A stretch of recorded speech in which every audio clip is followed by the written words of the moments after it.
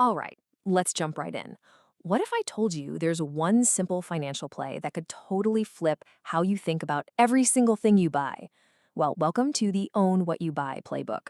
Okay, check this out. On the left, you've got an absolute classic, the original 1985 Air Jordan 1s, a piece of history. But on the right, you see what Nike's stock did during that exact same time. This picture basically shows you the fundamental choice you have with every brand you love.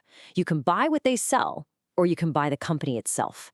One makes you look good for a season, but the other has the power to build you a real fortune. And that really gets to the core of the issue, doesn't it? Think of it like this.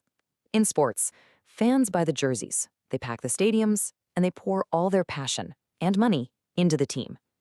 But who's building the real generational wealth? It's the owners.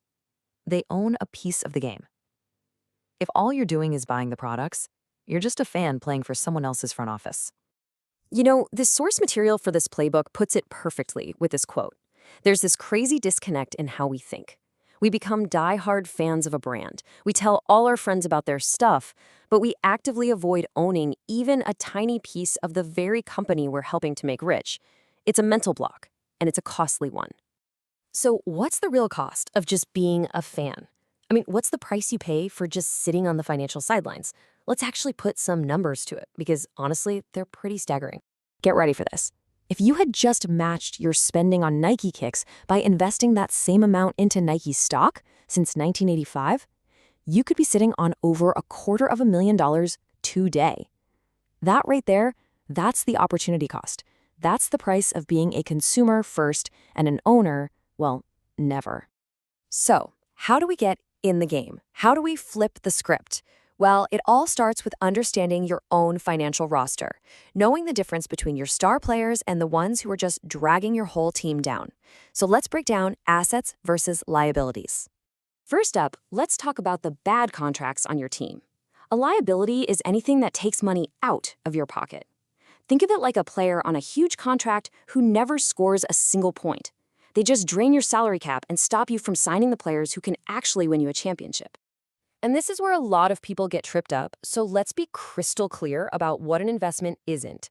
Those brand new shoes, not an investment. Your car, your clothes, that new couch, nope, nope, and nope. These are all things that consistently take money out of your pocket, not put it back in. This quote right here is a real gut punch to that old way of thinking. How can we convince ourselves that a depreciating object, like a couch, is a smart financial move?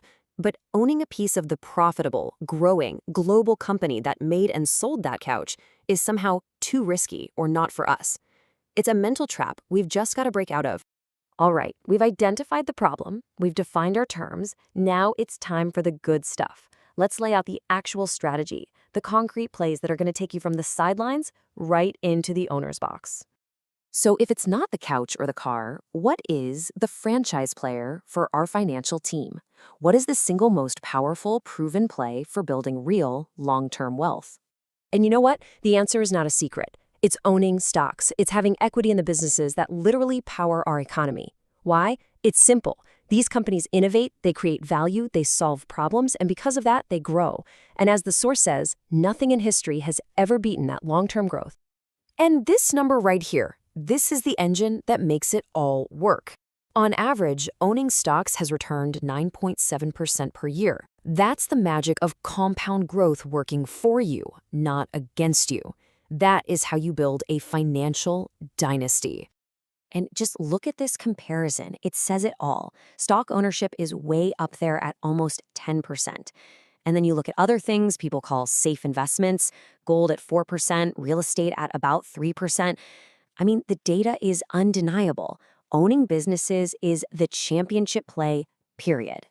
This brings us to the golden rule of the entire playbook. It's simple, it's easy to remember, and it is powerful. Before you give your money to a company for one of their products, you put your money in that company to grow with them. Always buy the stock before you buy the gear.